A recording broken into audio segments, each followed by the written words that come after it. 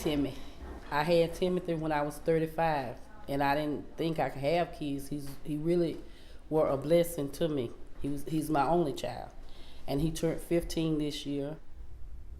I had Timmy through my addiction, and I used crack the night before Timmy was born, and it showed up in his system, but wasn't nothing wrong with him. So they took him from me, and my mom had him ever since he was 2 weeks old.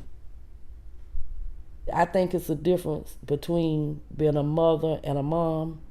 My mom was his mother. You know, she nurtured him, they bonded. But he knew me as Kitty, his mom. I never kept anything from him. I always told him what was happening, and he understood. I let him know about drugs. I let him know what drugs can do to him. I let him know I don't ever want him to do drugs.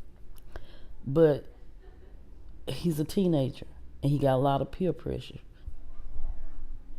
I just pray for him every night, and pray that God, keep him away from the lifestyle that I led. I mean, if he happened to, go down that line, I'm gonna be there for him. I struggle with him not loving me, because I didn't raise him. I've yet to have that talk with him, ask him, how he feel. I don't think he will really tell me, but he shows love and respect towards me, and he knows that I'm his biological mom, and we got a bond, but it's more like a brotherly sister bond than a mother and son bond. And, I appreciate that because I wasn't in his life the way I was supposed to be in it. But he loves me, and I love him. I can say that more than anything. I had a mom and dad, and they was basically alcoholics. I think my addiction started when I was probably about 5 or 6 because I remember like alcohol bottles being everywhere, and I can remember drinking them. Or it could have been hereditary from my mom and dad. When I seen them fight a lot, and I think that really affected me through the years. I got introduced to crack cocaine, and I worked all the time. I started cooking when I was about 21, and I managed this restaurant for 8 years, and I was able to manage that. I was able to accumulate 2 cars, a house full of furniture, but I didn't know it was tearing my body down. Crack took a toll on me, and I stayed in the hospital for 7 days, and my blood pressure was real high, my sugar was real high, and I decided to surrender to the drug after 14 years because I had got tired, and the doctor told me if I didn't stop that I would die within 5 years.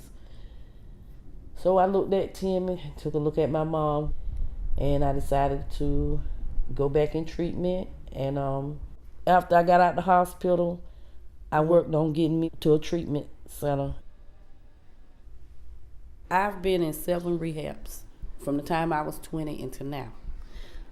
This time, it was different because I knew that I couldn't go back out because I knew if I went back out again, that it was life or death.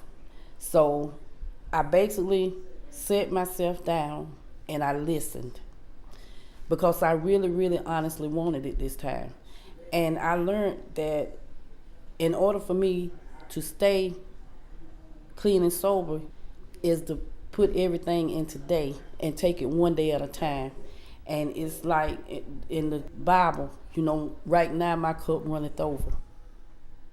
This time, I got a home group, I got a sponsor, and I just did what they asked me to do.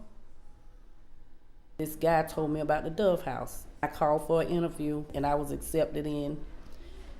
I've been here since January the 2nd, and I come out January the 2nd of this year, and it's been a real blessing. The Dove House saved my life, literally. I didn't know how lost I was. My memory and everything, it was messed up, but it's slowly coming back, and I was able to go to school, get my CNA certification. Yeah, I am homeless now, but thank God I got a job, and I've been clean for a year. and I'm gonna be able to move out and get me a permanent home, and then I won't be homeless. When you're out there using drugs, you can't love yourself because you're killing yourself. So I learned how to love myself again while I was here. And I had people that loved me until I could learn how to love myself. And I want to be able to give back what was so freely given to me by everybody else. I want to get my peer support specialist license. I want to be able to help somebody. My grandmother lived across the street from my mother, and she practically helped raise me. And I seen her over the years help people. She didn't care who it was. She fed them, she clothed them, she gave them somewhere to stay. And she didn't care what color they was or whatever.